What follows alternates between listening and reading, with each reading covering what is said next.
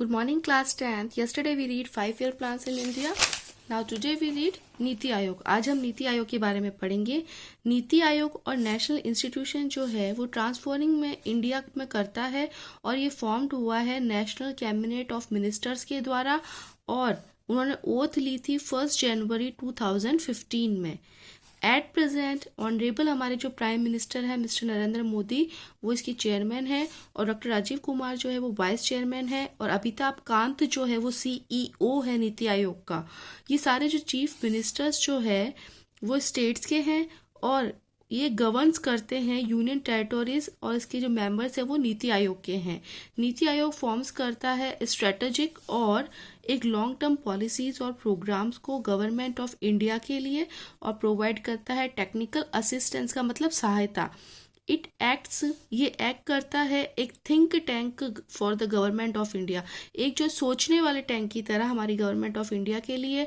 इसके अंदर जो इसका जो एजेंडा है डेवलपमेंट का, सेंट्रल गवर्नमेंट जो है वो इसको डिसकंटिन्यूड करती है इसकी प्लानिंग कमीशन को और फॉर्म करती है नीति आयोग को. ये एक सिग्निफाइंग चेंज है. नीति आयोग जो है एक एक्सीलेंट प्लेटफॉर्म है इन सारे स्टेट्स को फॉरवर्ड करने के लिए, कम फॉरवर्ड और join hands for national welfare, यानी कि अपने जो है राष्ट्रीय वेलफेयर के लिए जो है ये अपने हाथ जो है वो जॉइन करता है, आगे बढ़ाना है जो भी है. This gives promotion to cooperative federalism. ये जो है प्रमोशन करता है एक कोऑपरेटिव फेडरलिज्म के लिए. यहाँ पर 2 पॉइंट्स है basis of establishment of NITI Aayog के. उसमें से एक है टीम इंडिया हब और दूसरा जो है नॉलेज और इनोवेशन हब, यानी कि नए मार्ग खोजना. टीम इंडिया हब जो है वो परफॉर्म करता है वर्क जो ज्वाइनिंग करता है स्टेट गवर्नमेंट के साथ में with the central government. Knowledge और जो है इनोवेशन हब यानी कि नए नए रास्ते खोजना है परफॉर्मेंस के लिए और जो उसकी वर्क ऑफ स्ट्रेंथिंग है, यानी कि संगठन में जिस तरह से हम बोलते हैं शक्ति है वैसे ही जो है अपने वर्क में जो स्ट्रेंथिंग करना, कैपेबिलिटी करना, ये सारी की सारी जो नीति आयोग के एक बोल सकते हैं मेन ऑब्जेक्टिव्स है. नीति आयोग जो एक रिवॉल्यूशनरी रिफॉर्मेशन है जो बेस्ड है कोऑपरेटिव फेडरलिज्म पे. Okay, now your lesson is ending. आज हम करेंगे एक्सरसाइज में very short answer type question.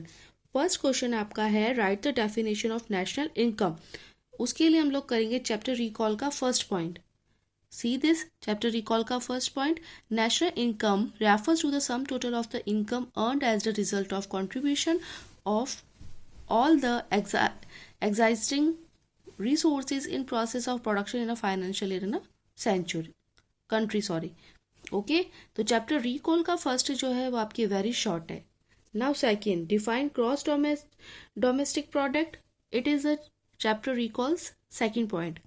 Very short chapter recall का फर्स्ट पॉइंट है. वेरी शॉर्ट का जो सेकेंड है वो चैप्टर रिकॉल का सेकेंड पॉइंट है, the sum total of monetary value से लेके डोमेस्टिक प्रोडक्ट तक.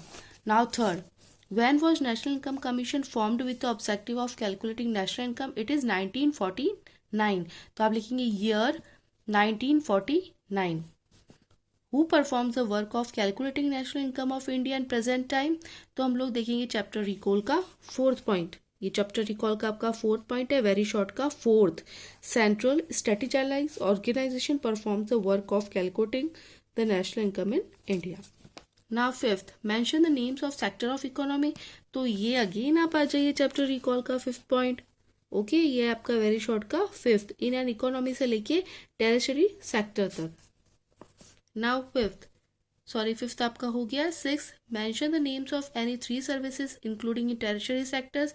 It is banking, insurance and transport.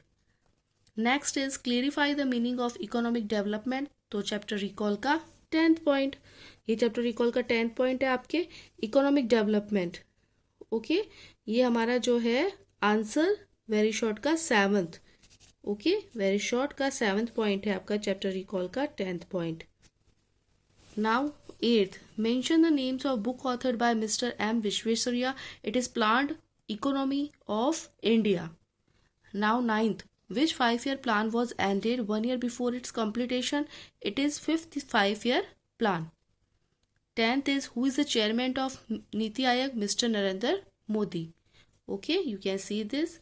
Now short answer type question, why should national income be calculated, give any 3 reason. तो जहाँ से आपका lesson start होता है, पेज नंबर है हमारा 223।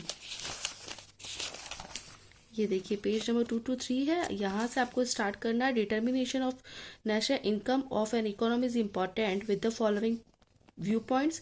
इसमें आपको ये जो है 3 पॉइंट्स लिखने हैं। ओके, डिटर्मिनेशन से लेके रिलेटिव इम्पोर्टेंस, ये है आपका शॉर्ट का first. Okay, now turn your page again, it is second, Who and when was the first calculation of national income done in India? Third जो है वो आप कट कर दीजिए, वो हम सेकंड में ही साथ में कर रहे हैं, तो इसलिए जो सेकंड जो है उसी के साथ में थर्ड है आपका। तो सेकंड का हम लोग आंसर है 224 पर, पेज नंबर 224। ये है आपका शॉर्ट का second answer. Before independence there was no से लेके दादा भाई नौरोजी इन 1868, उसके बाद national income estimation was also से लेके अदर्स तक। बिफोर से लेके पहले 1868, फिर नेशनल से लेके अदर्स तक। ये है हमारा शॉर्ट का सेकंड आंसर। नाउ शॉर्ट का फोर्थ जो है, थर्ड मैं आपको अगेन कह रही हूँ, आप कट कर दीजिए, वो हमने साथ में ही कर लिया है। क्लेरिफाई द कंसेप्ट ऑफ पर capita income, it is also page number 224। 224 पे पर कैपिटा इनकम इज कंसीडर से लेके ये जो आपका फॉर्मूला दे रखा है, per capita income equal to national income upon population, it is short fourth. Okay, now turn your page again, short fifth, describe the increasing importance of tertiary sector in India. Then you can open your page number 225. 225 पर हम लोग देख सकते हैं rising importance of territory sector in production दे रखा है। इसकी जो सेकंड लाइन है, territory sector emerged as the largest sector of production replacing the primary sector से लेके turn your page and it is employment तक। ठीक है, एम्प्लॉयमेंट तक लिखने के बाद में आप एज अ रिजल्ट से स्टार्ट करेंगे। एज अ रिजल्ट यहाँ से लेके लोअर देन 15%। ओके, आपको समझ में आ गया, एम्प्लॉयमेंट तक लगाना है। एम्प्लॉयमेंट के बाद में आप सीधा यहाँ पर आएंगे, एज अ रिजल्ट यहाँ से लेके देन 15%। ओके, ये हमारा कौन सा है, शॉर्ट का fifth. Now short six, explain the concept of economic growth, it is page number 226. Economic growth refers to increase in the level of production, यहाँ से लेके टाइम तक लगाना है आपको। उसके बाद it is consider to be a unit of measurement से लेके इकोनॉमिक ग्रोथ तक। पहले यहाँ से यहाँ तक, फिर इट इज से लेके ग्रोथ तक, it is short 6। Short 7, how is the concept of economic development more elaborate. ये मैं आपको लिखवाऊंगी जब आपकी जो है आप यहाँ तक कर लीजिए 10 तक, उसके बाद मैं आपको एक जो आंसर है वो लिखवा दूंगी।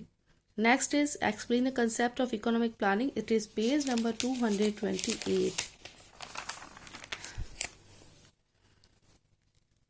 Planning is a technique of using the available resources and achieving से लेके इकोनॉमिक प्लानिंग, ये आपका शॉर्ट का 8th। ओके, अगेन आप इधर से ही देख लीजिए, ड्यूरिंग द डिकेड से लेके प्लान डेवलपमेंट ऑफ इंडिया यहाँ तक है आपका शॉर्ट का 9th। शॉर्ट का 8th सिर्फ इतना ही है, शॉर्ट का 9th जो है ड्यूरिंग द डिकेड से लेके इन इंडिया तक।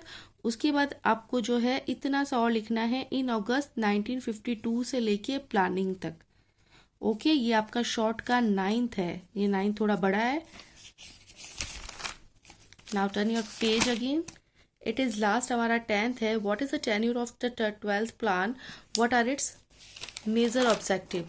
सबसे पहले आपको क्या लिखना है, टाइम पीरियड लिखना है हमें 12th 5-year प्लान का। तो आप जो है एक लाइन इसी में से लिखेंगे, the tenure of the 12th plan is the tenure of the 12th 5-year plan is कौन सी है हमारी, from 1st April 2012 to 31st March 2007। उसके बाद आपको लिखना है रैपिड से लेके फिक्स्ड तक। सबसे पहले एक लाइन लिखेंगे, the tenure of the 12th 5-year plan is from 1st April 2012 to 31st March 2017। उसके बाद रैपिड से लेके हमें लिखना है फिक्स्ड तक। ओके, आप सबको समझ में आ गया। तो आज हम लोग शॉर्ट तक ही करेंगे, उसके बाद हम लोग लॉन्ग आंसर टाइप क्वेश्चन करेंगे। Till then, thank you.